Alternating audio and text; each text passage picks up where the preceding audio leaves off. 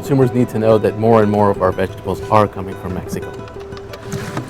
The growing conditions are the best in the world for the food that's exported to us.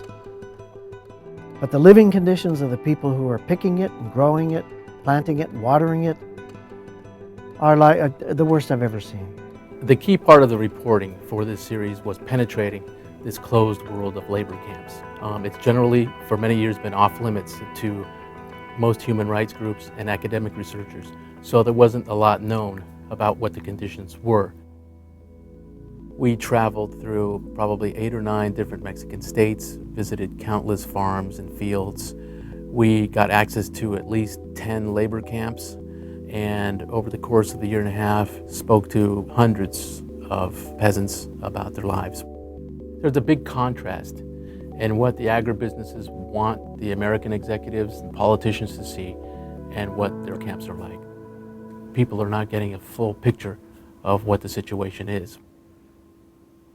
The camps are insular societies. They're quite often physically surrounded by barbed wire top fences.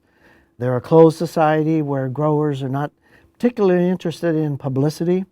Me carrying a camera alerted everybody as to, hey, I'm not a farm worker, I'm not an investigator, I'm not a teacher. I had to hit this 10 minutes, 20 minutes, a half an hour, and boom, I had to get out. The big challenge was staying safe and keeping the people I was interviewing safe. So I was always looking over my shoulder, whether I'm in the field or in the camp. Is anyone seeing us? Is anybody coming? Some of the conditions we saw at some of the bigger, most reputable farms were shocking in the way that they were living on a day-to-day basis. They had to bathe outside in irrigation canals. Inside there were no beds, so they had to sleep on the floors on cardboard. There were complaints of rats, rodents, scorpions sometimes.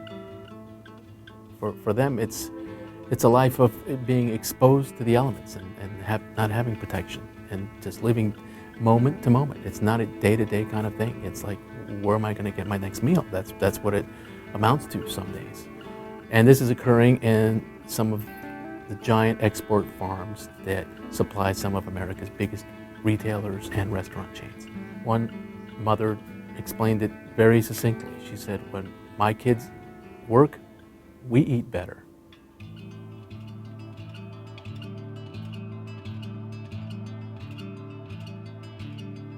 Alejandrina is a 12-year-old, beautiful little girl whose favorite possession was a purse.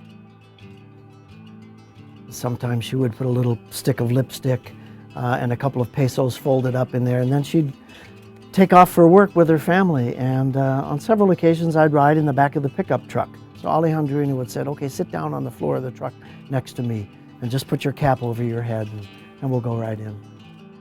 The issue of child labor in Mexico is a very complex, complicated issue. There's estimated 100,000 kids under 15, 14 years old working in Mexican fields, many of them for export farms. While the reporting stopped in Mexico, it picked up on this side of the border, where I started to interview wholesalers, shippers, retailers, and restaurant chains about how they're sourcing their food in Mexico.